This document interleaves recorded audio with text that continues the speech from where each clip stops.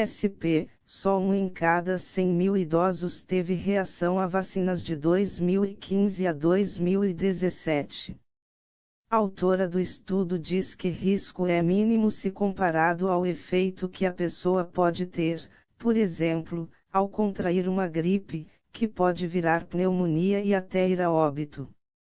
Dos 15 milhões de idosos vacinados em São Paulo de 2015 a 2017, apenas 207 tiveram alguma reação adversa. Desses, 89% tiveram reações leves, como dor no local da aplicação da vacina, e 3% relataram eventos graves. Os dados fazem parte de estudo publicado na revista Cadernos de Saúde Pública, das Universidades de São Paulo, USP, e Católica de Brasília, UCB.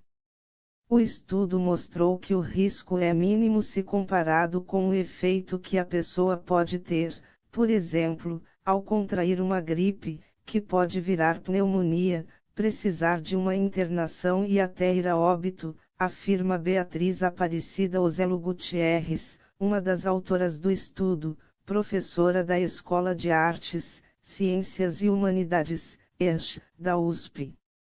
Entre os casos graves, foram 2 registros com hospitalização e nenhum óbito. O levantamento foi feito a partir de notificações de eventos adversos do Sistema de Informações do Programa Nacional de Imunizações, PNI. O programa, do Sistema Único de Saúde, SUS, oferece à população idosa, no calendário nacional de vacinação e em campanhas nacionais, 5 tipos de vacinas: difteria e tétano, DT, hepatite B, febre amarela, influenza e pneumocócica 23, PN 23. Para a pesquisadora, os dados reforçam a segurança das vacinas e a importância da imunização. É fundamental que outros estudos tragam isso, especialmente agora que estamos na vacinação contra a Covid-19, para que a população vá se vacinar, destaca. O trabalho contou com a divulgação da agência Bori. Orientação para diminuir ainda mais a possibilidade de efeitos adversos, que já estão previstos inclusive na bula do imunizante, é fundamental a orientação dos usuários.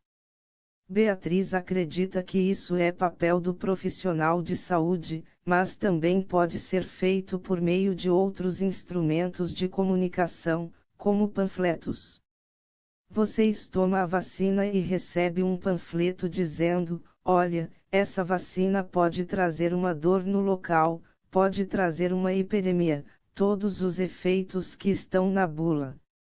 Existe um estudo para isso, então ele corre um risco sim de apresentar alguns desses efeitos. A população tem que ser alertada quanto a isso, defende. Notificação. Ainda de acordo com a pesquisadora, a análise dos dados mostrou algumas falhas nas notificações. O primeiro ponto de atenção é que o próprio usuário daquele serviço de saúde deve ser bem orientado sobre a necessidade de, em qualquer intercorrência, procurar o serviço de saúde. Além disso, ela lembra que os profissionais devem estar atentos aos registros. A notificação precisa ser muito bem feita pelo profissional de saúde. A gente viu que alguns campos estavam em branco, mostrando que o profissional esqueceu de preencher, ou que ele não perguntou para a pessoa que estava ali fazendo a notificação. Ela defende mecanismos de educação continuada dos profissionais da área, com a Agência Brasil. Comércio exterior da China aumenta quase 30% entre janeiro e abril. Balanço de importações e exportações totais da China aumentou 28,5% apenas nos primeiros meses de 2021 em comparação ao ano passado. Trata-se de quantia avaliada em cerca de 9,5 trilhões de reais em transações comerciais entre janeiro e abril. As importações e exportações totais da China aumentaram 28,5% ano a ano para 11,62 trilhões de yuanes, cerca de 9,5 trilhões de reais, nos primeiros 4 meses de 2021, de acordo com dados da Administração Geral de Alfândega, GAC, na sigla em inglês, chinesa divulgados nesta sexta-feira, 7. Isso representa um aumento de 21,8% em relação ao nível pré-epidemia em 2019, disse a GAC. As exportações aumentaram 33,8% entre janeiro e abril em relação ao ano de 2020, enquanto as importações aumentaram 22,7%. O superávit comercial aumentou 149,7%, atingindo 1,02 trilhão de yuanes, cerca de 830 milhões de reais, somente no período de janeiro a abril, de acordo com o site xinhua.net. As importações e exportações do gigante asiático totalizaram 3,15 trilhões de yuanes somente em abril. Cada yuan vale R$ 0,81. Isso marca um aumento ano a ano de 26,6% e um crescimento mês a mês de 4,2%. Em abril, o superávit comercial diminuiu 12,4% em relação ao ano anterior. Entretanto, considerando os primeiros 4 meses, a Associação das Nações do Sudeste Asiático continuou sendo o maior parceiro comercial da China, com taxa de crescimento de 27,6%, seguido pela União Europeia, que teve aumento de 32,1%, e pelos Estados Unidos, com taxas de crescimento do valor comercial da China de 50,3%. O comércio da China com os países ao longo da Rota da Seda aumentou 24,8% ano a ano e bateu o total de 3,43 trilhões de yuanes, perto de 2,8 trilhões de reais. As empresas privadas contribuíram com 47,2% do comércio exterior total da China nos primeiros 4 meses deste ano, um aumento de 4,1 pontos percentuais em relação ao ano anterior. Com agências Sputnik Brasil, Paraty e Angra dos Reis cotadas para projeto Destinos Turísticos Inteligentes. Cidade do Rio de Janeiro é uma das 10 que farão parte do projeto piloto nacional, que propõe experiência de viagem menos burocrática. Paraty e Angra dos Reis, ambas na região da Costa Verde, estão na disputa pela última vaga do projeto Destinos Turísticos Inteligentes, DTI, que será lançado pelo Ministério do Turismo. A cidade do Rio de Janeiro já está entre as 10 selecionadas. O secretário nacional de Desenvolvimento e Competitividade do Turismo, William França Cordeiro, apresentou a proposta na audiência pública da Comissão de Turismo da Assembleia Legislativa do Estado do Rio de Janeiro, ALERJ, nessa quinta-feira, 6, realizada na sede da Federação do Comércio do Estado, FEComércio RJ. O projeto pretende qualificar cidades para oferecer experiências que envolvam ação de governança, inovação, tecnologia, sustentabilidade e acessibilidade. A metodologia tem a chancela da Sociedade Mercantil Estatal para a Gestão da Inovação e as Tecnologias Turísticas, Segitur, da Espanha, instituição referência no segmento. São 2 vagas por região do país. Presidente da Comissão de Turismo, deputada Alana Passos, PSL, destacou a importância do projeto, que irá desenvolver metodologia e plano de transformação para municípios de todo o país. Tenho feito visitas a municípios de todo o Rio de Janeiro, e vejo prefeitos e secretários abertos a ideias, com muita força de vontade. É aí que entra a Comissão de Turismo. Não tenho dúvida de que a retomada do setor vai dar certo, frisou. William França trouxe dados que mostram a importância do turismo para o país.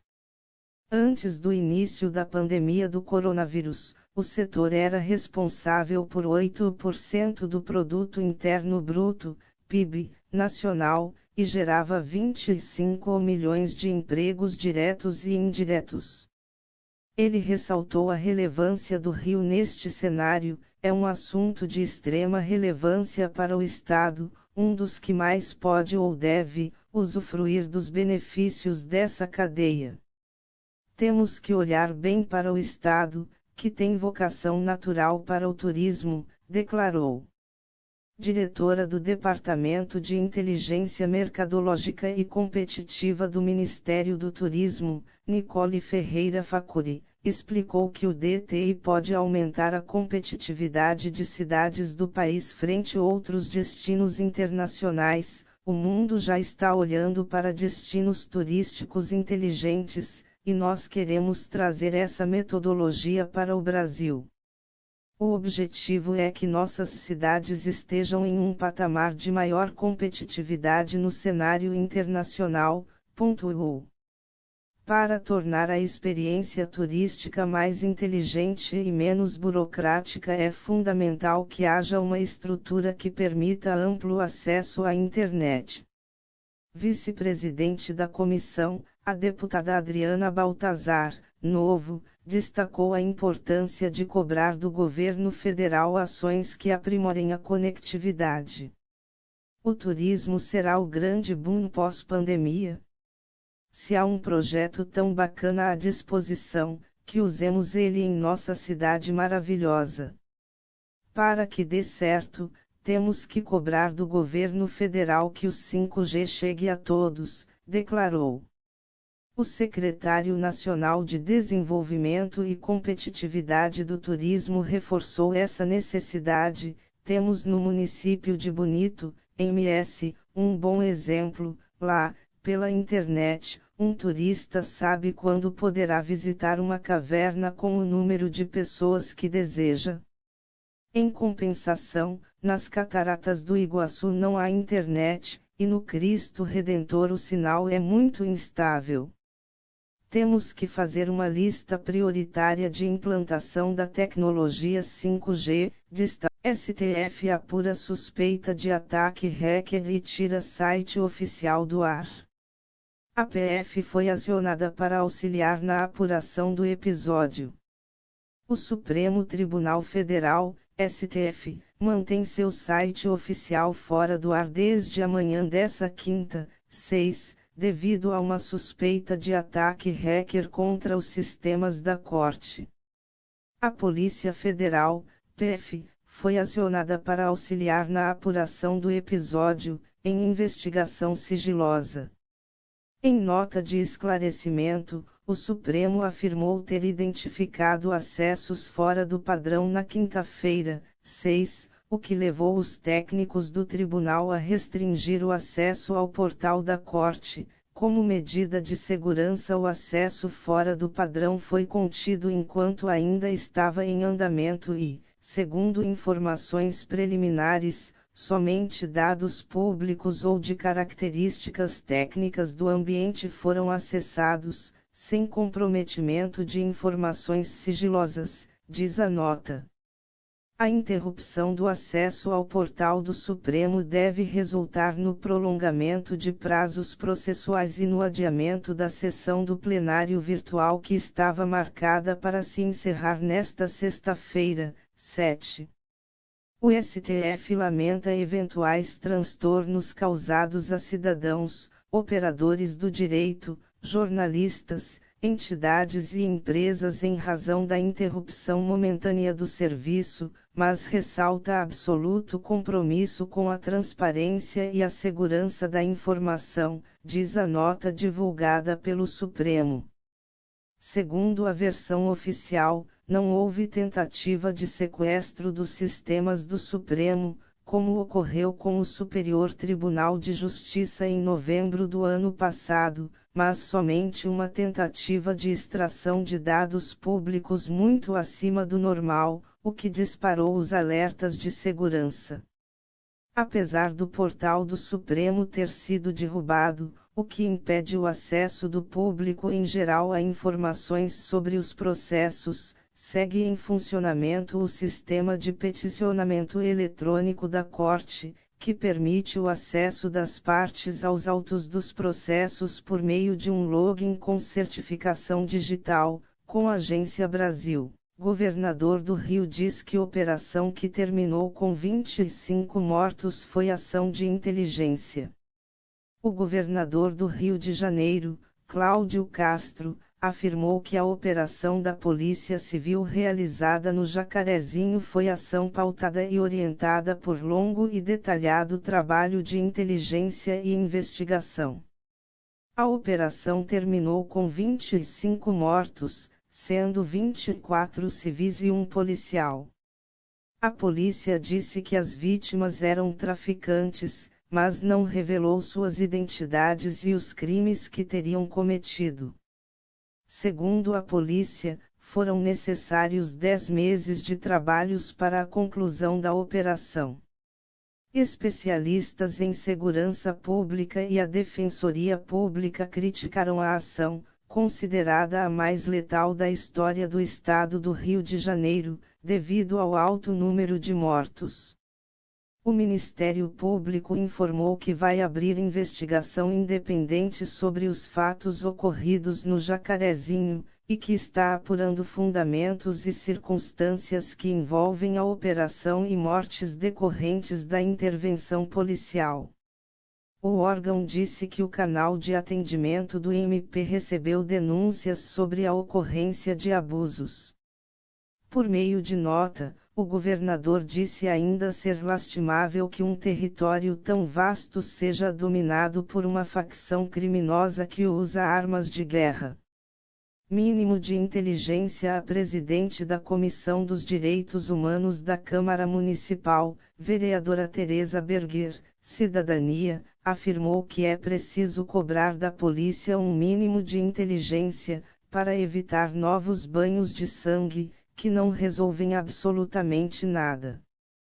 A operação ocorreu na manhã desta quinta-feira, 6, na zona norte do município do Rio de Janeiro. Além dos mortos, 5 pessoas ficaram feridas, 2 delas em um vagão do metrô que passava pelo local. A polícia afirmou que o alvo da operação, batizada de Exceptes, foi uma facção criminosa que atua na favela do Jacarezinho, que seria responsável por homicídios, roubos, sequestros de trens e o aliciamento de crianças para atuarem no tráfico local. Agentes percorreram diferentes pontos da comunidade com auxílio de blindados, em viaturas e a pé. O delegado Ronaldo Oliveira negou que tenha havido execução. Para deixar bem claro, quem não reagiu, foi preso. Ou foi preso ou fugiu, afirmou. Moradores, no entanto, relatam que a ação da polícia ficou extremamente violenta após a morte do agente. Determinação do STF. A Polícia Civil afirmou ainda que a realização da operação foi comunicada ao Ministério Público. Recentemente, o Supremo Tribunal Federal determinou que as ações em comunidades no Rio de Janeiro, para ocorrer, precisam ser comunicadas ao órgão para receber autorização. A decisão permite ações apenas em hipóteses absolutamente excepcionais. A polícia e autoridades do governo estadual argumentam que o decreto prejudica o combate ao crime. O delegado Rodrigo Oliveira afirmou que a falta de operação dá um péssimo resultado. O argumento para a suspensão das operações são os relatos de abusos da polícia e os constantes casos de mortes de inocentes. Com a agência Sputnik Brasil, ONU se diz perturbada com chacina no Jacarezinho. Operação policial no Rio de Janeiro terminou com 25 mortes. O Alto Comissariado das Nações Unidas para Direitos Humanos, ACNUD, afirmou nesta sexta-feira, 7, que está profundamente perturbado com a chacina que culminou na morte de 25 pessoas, incluindo um policial, na favela do Jacarezinho, zona norte do Rio de Janeiro. Em conversa com jornalistas em Genebra, o porta-voz do ACNUD, Rupert Colville, lembrou que o uso da força deve ser aplicado apenas quando for estritamente necessário e que é preciso respeitar os princípios da legalidade, precaução, necessidade e proporcionalidade. Estamos profundamente perturbados pelas mortes, acrescentou o representante do órgão de direitos humanos da ONU. O ACNUD ainda cobrou a abertura de uma investigação independente, completa e imparcial, de acordo com padrões internacionais. Além disso, questionou o modelo brasileiro de policiamento em favelas, que estão presas em um ciclo vicioso de violência letal com um impacto dramático e adverso sobre populações que já sofrem. Operações policiais em comunidades no Rio de Janeiro estão proibidas desde junho de 2020 por decisão do Supremo Tribunal Federal, STF, devido à pandemia do novo coronavírus, a não ser em casos excepcionais. A Polícia Civil diz que a ação mirava o aliciamento de jovens para o tráfico de drogas na favela, mas moradores do Jacarezinho e ONGs de direitos humanos denunciam a ocorrência de execuções durante a incursão.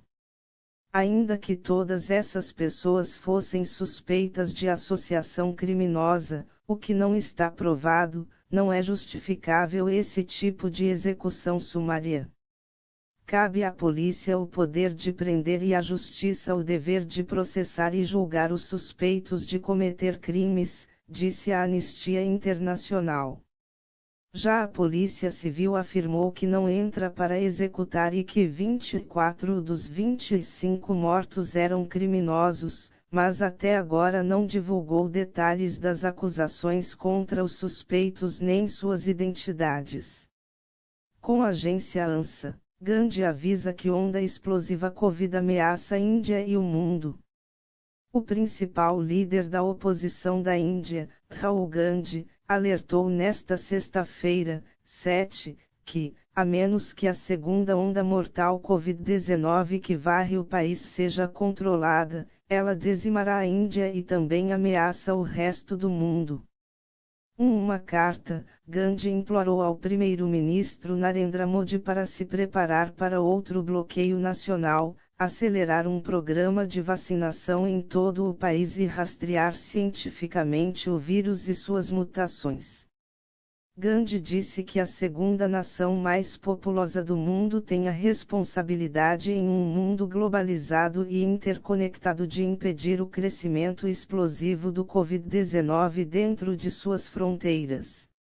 A Índia abriga 1 em cada 6 seres humanos no planeta. A pandemia demonstrou que nosso tamanho, diversidade genética e complexidade tornam a Índia um terreno fértil para o vírus se transformar rapidamente, transformando-se em uma forma mais contagiosa e perigosa, escreveu Gandhi. Permitir a disseminação incontrolável do vírus em nosso país será devastador não apenas para nosso povo, mas também para o resto do mundo. A variante B1.617 do coronavírus na Índia, altamente infecciosa, já se espalhou para outros países, como a Grã-Bretanha, forçando as nações a cortar ou restringir os movimentos do país. Na semana passada, a Índia relatou 1,5 milhão de novas infecções e registrou o número de mortes diárias, pois seus hospitais ficaram sem leitos e oxigênio médico. Desde o início da pandemia, foram registrados 21,49 milhões de casos e 234.083 mortes. Atualmente, possui 3,6 milhões de casos ativos. Modi foi amplamente criticado por não ter agido antes de suprimir a segunda onda, depois que festivais religiosos e comícios políticos atraíram dezenas de milhares de pessoas nas últimas semanas e se tornaram eventos superpropagadores. Seu governo também foi criticado por suspender as restrições sociais cedo demais após a primeira onda e por atrasos no programa de vacinação do país, que, segundo especialistas médicos, é a única esperança da Índia de controlar a segunda onda de Covid-19. Embora a Índia seja o maior fabricante mundial de vacinas, está lutando para produzir e distribuir doses suficientes para conter a onda de Covid-19. Modi enfatizou que os estados indianos devem manter as taxas de vacinação. Embora o país tenha administrado pelo menos 157 milhões de doses de vacina, sua taxa de inoculação caiu drasticamente nos últimos dias. Depois de atingir uma taxa de cerca de 4 milhões por dia, agora estamos reduzidos a 2,5 milhões por dia devido à escassez de vacinas, diz Amartya Lahiri, professor de economia da Universidade de British Columbia, citado ao jornal MIN. A meta de 5 milhões por dia é o limite inferior do que devemos almejar, já que mesmo nesse ritmo, levará um ano para que todos recebamos 2 doses. A situação, infelizmente, é muito sombria. Registrar infecções. A Índia relatou outro aumento diário recorde de casos de coronavírus, 414.188, nesta sexta-feira, elevando o total de novos casos na semana para 1,57 milhão. Mortes de Covid-19 aumentaram em 3.915 para 234.083. Especialistas médicos dizem que a extensão real do Covid-19 na Índia é de 5 a 10 vezes a contagem oficial. O sistema de saúde da Índia está desmoronando sob o peso dos pacientes, com hospitais ficando sem leitos e oxigênio médico. Necrotérios e crematórios não conseguem lidar com o número de mortos e piras funerárias improvisadas queimadas em parques e estacionamentos. O especialista americano Chris Murray, da Universidade de Washington, disse que a magnitude das infecções na Índia em um curto período de tempo sugere que uma variante de escape pode estar superando qualquer imunidade anterior contra infecções naturais. As infecções agora estão se espalhando de cidades superlotadas para vilas rurais remotas que abrigam quase 70% da população de 1,3 bilhão. Embora o norte e o oeste da Índia sofram o impacto da doença, o sul da Índia agora parece estar se transformando em um novo epicentro.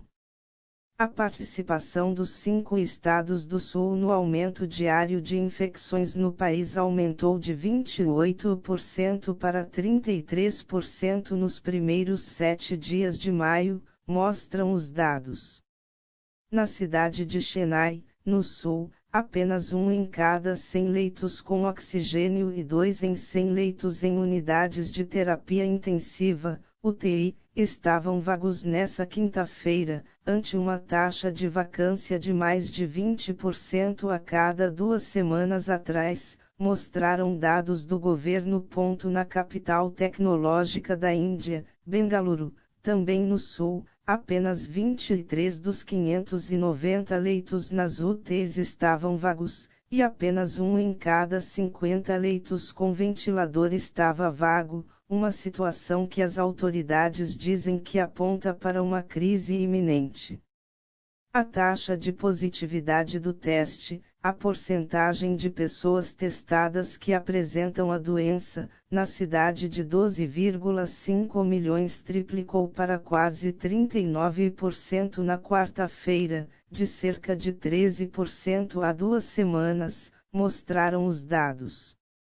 Bengaluru tem 325 mil casos Covid-19 ativos, com demanda por leitos de UTI e unidades de alta dependência, HDU, em mais de 20 vezes, disse H.M. Prasanna, presidente da Associação de Hospitais Privados e Casas de Repouso no estado de Karnataka, que inclui Bengaluru.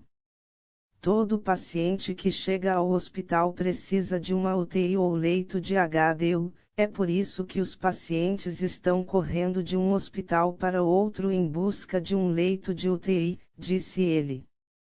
Também há falta de oxigênio medicinal.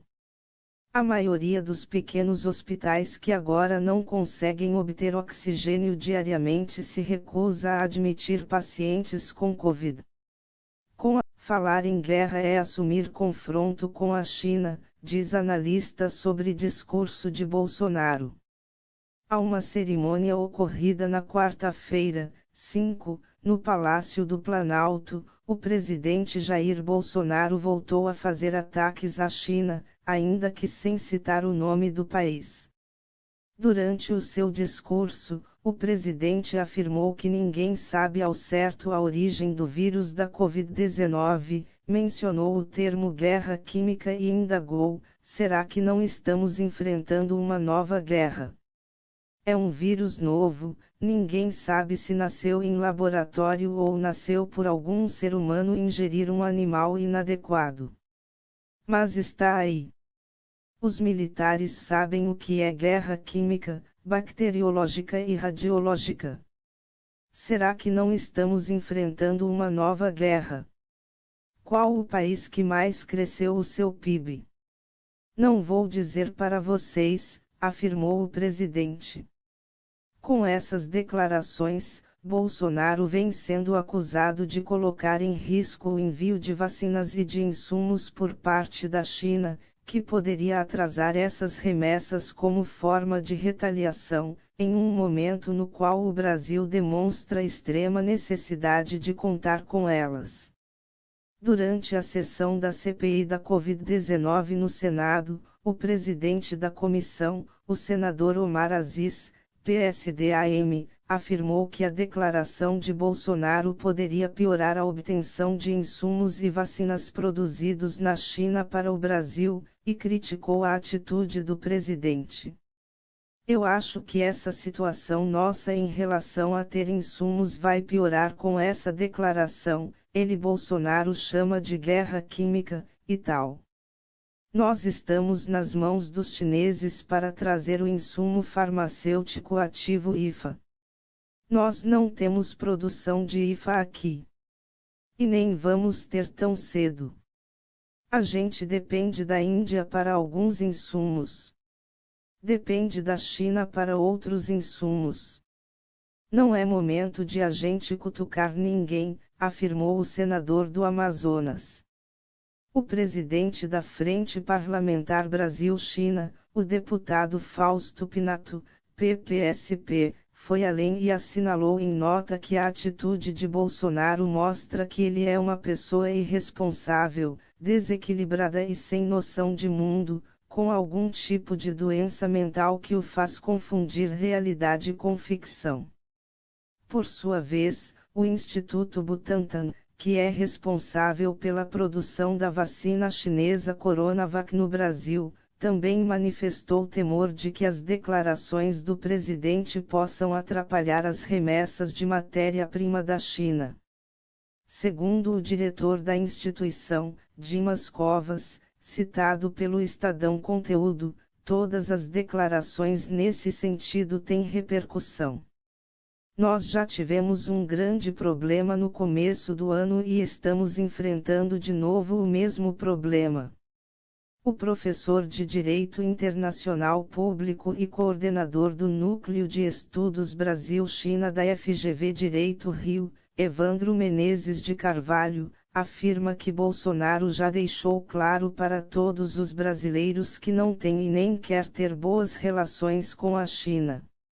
O especialista, que também é professor de Direito Internacional Público da Universidade Federal Fluminense, UF, opina que a criação de um inimigo externo imaginário faz parte da estratégia política de Bolsonaro e de seus apoiadores de terceirizar as responsabilidades do governo.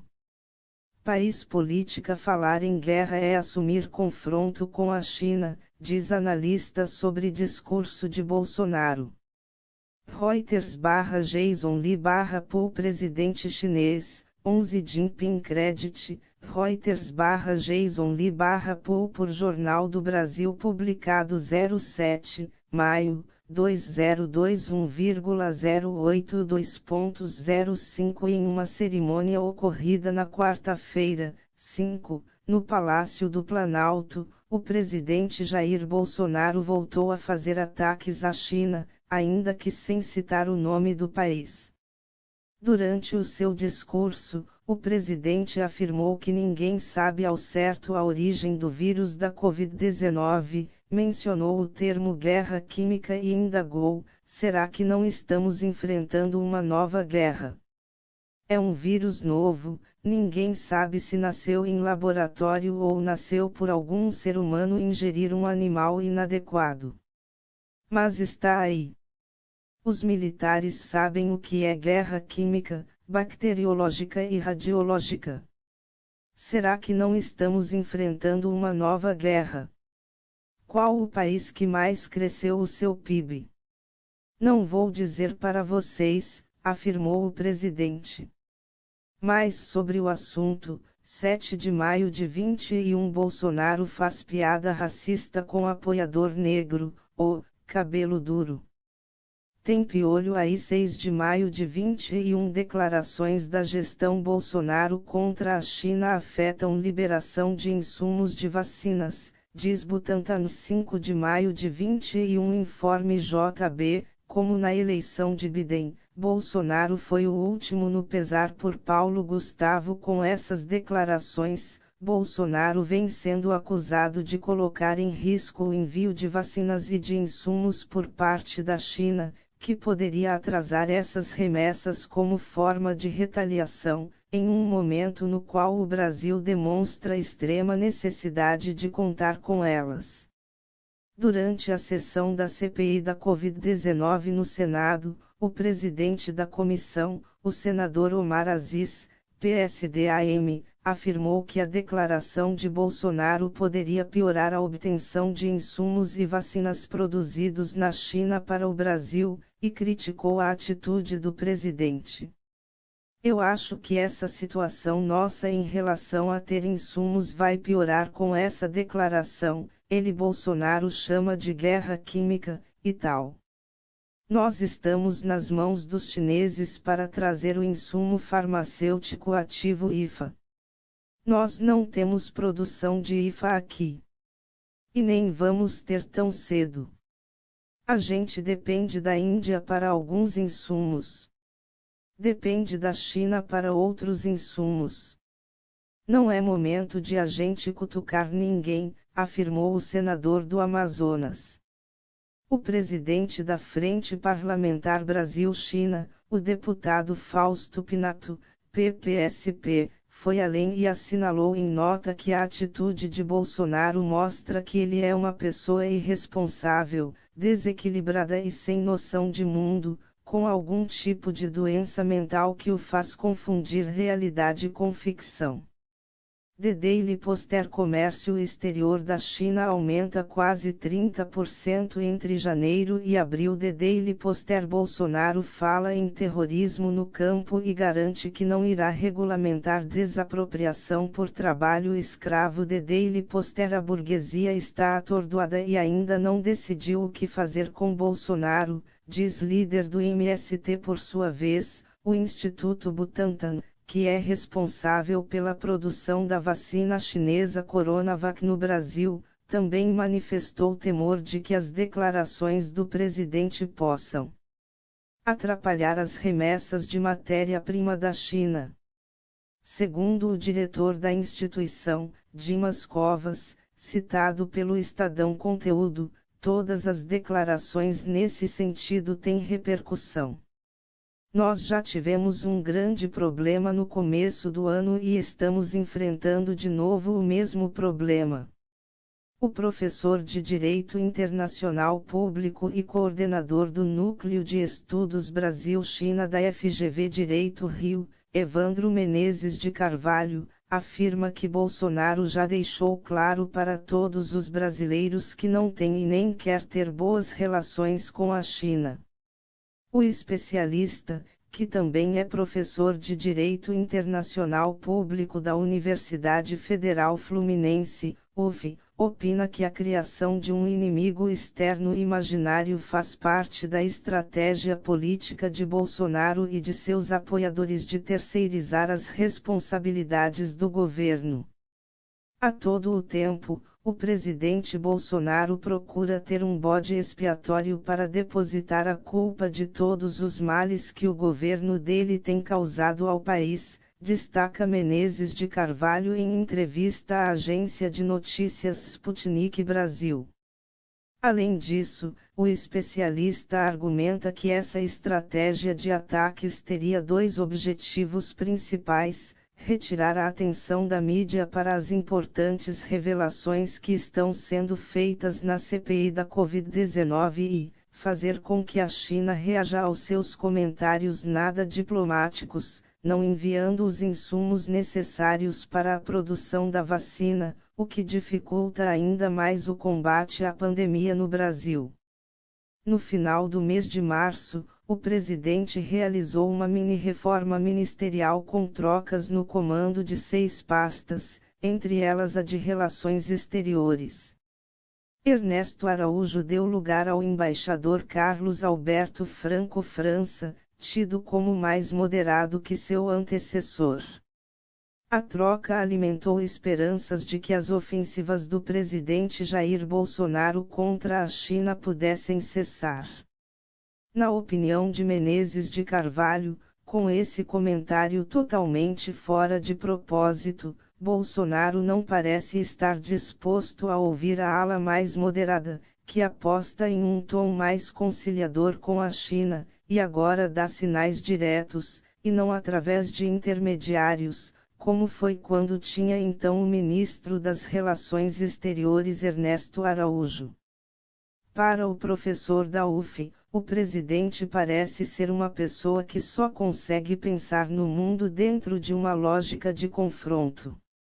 Quem poderia convencer Bolsonaro a moderar o tom com a China? Olha, é difícil responder esta pergunta. Seria o agronegócio. O chamado Centrão. Os filhos do presidente. Olha, eles não têm conseguido convencer o presidente a moderar o seu tom com a China, e outros nem querem essa moderação, querem um conflito mesmo. Me parece que o presidente ouve quem defende